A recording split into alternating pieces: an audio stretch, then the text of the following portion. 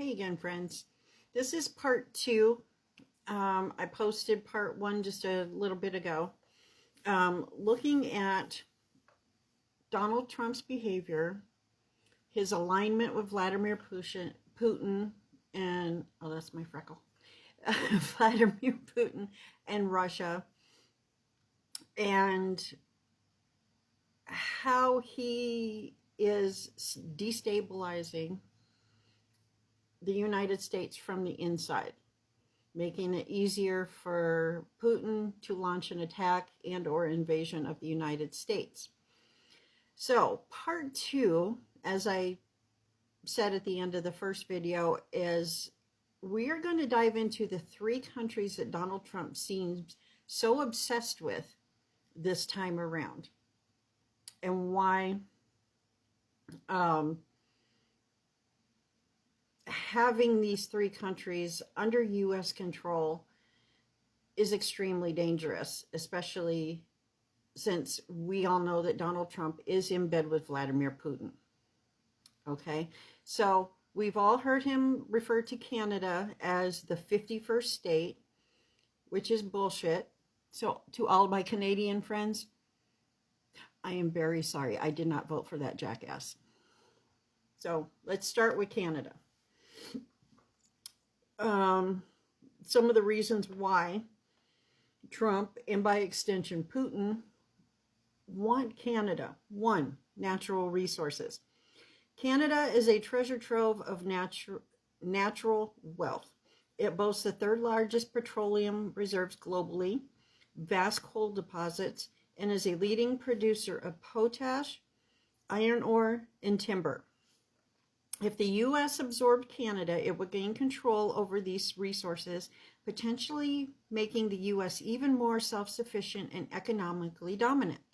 However, this could also create vulnerabilities. Managing such vast resources might stretch U.S. infrastructure and governance, creating opportunities for adversaries like Russia to exploit inefficiencies or disruptions. Strategic location. Canada's Arctic territories are of immense geopolitical importance. The Arctic is rich in untapped oil and gas reserves and is becoming increasingly accessible due to climate change. Control over Canada would give the U.S. a stronger foothold in the Arctic, including the Northwest Passage, a key shipping route. For Russia, which also has significant Arctic interests, this could heighten competition. However, if the U.S. were destabilized internally, as per my theory, it might struggle to assert its Arctic dominance, giving Russia an advantage. And then third, economic and military integration. Absorbing Canada would integrate its economy and military into the U.S., potentially bolstering American power. But this could also create friction, as Canada's distinct identity and policies might clash with U.S. governance. Such tensions could be exploited by external adversaries to sow discord. Let's look at Greenland now. Natural resources. Greenland is rich in untapped resources, including rare earth minerals, uranium, gold, and oil. These materials are critical for advanced technologies such as electronics, renewable energy systems, and military equipment. Control over Greenland's resources could provide a significant economic and technological advantage, potentially shifting the global power dynamics. So just think about that. If we were to buy Greenland from Denmark, with Trump in bed with Putin, just think about that.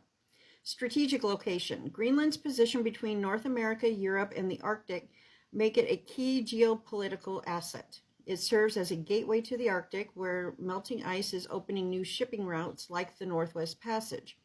This could shorten trade routes between Asia and Europe, making Greenland a focal point for global commerce. Additionally, its proximity to the North Pole makes it vital for missile defense systems and monitoring Arctic military activities, especially as Russia and China expand their presence in the region. Military importance. Greenland is home to the northernmost U.S. military base, Thule, Thule, I hope I'm pronouncing that right, Air Base, which plays a critical role in missile detection and space surveillance. If Greenland were to become part of the U.S., it would strengthen American military capabilities in the Arctic. However, if the U.S. were destabilized internally, as per your theory, this strategic asset could become a vulnerability. Having a hard time with that word today. Climate change and accessibility. As the Arctic ice melts, Greenland's resources are becoming more accessible, increasing its economic and strategic value. This has drawn interest from global powers, including Russia, which has been expanding its Arctic military presence. Didn't sound like a good thing to me. Now let's look at Panama. Panama Canal's strategic value. The Panama Canal connects the Atlantic and Pacific Oceans, significantly reducing travel time for ships. Approximately 40% of U.S. container traffic passes through the canal, making it vital for both economic and military operations. If the U.S. were to gain control over Panama, it could secure this critical trade route. However, any instability or mismanagement could disrupt global supply chains, creating vulnerabilities that adversaries like Russia could exploit. Geopolitical competition. The canal has become a focal point of U.S.-China power struggles, with Chinese companies operating ports at both ends of the canal. If the U.S. were to assert control over Panama, it could reduce Chinese influence in the region. However, this could also escalate tensions and divert resources from other critical areas, potentially weakening the U.S.'s overall strategic position. And then we have economic and military significance. Beyond the canal, Panama's location makes it a key hub for regional trade and security. Control over Panama could enhance the U.S.'s ability to monitor and respond to activities in Central and South America.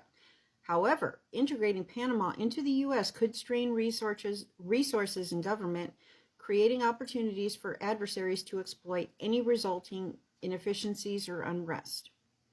In essence, the combination of internal stability, weakened defense capabilities, and strained resources could create an environment ripe for exploitation by Russia. Then I typed in, now let's look at this from a Russia-controlled U.S. Assume that the DOGE cuts and taking control of Canada, Panama, and Greenland are successful prior to Russian occupation of the U.S. How would this change the balance of power globally?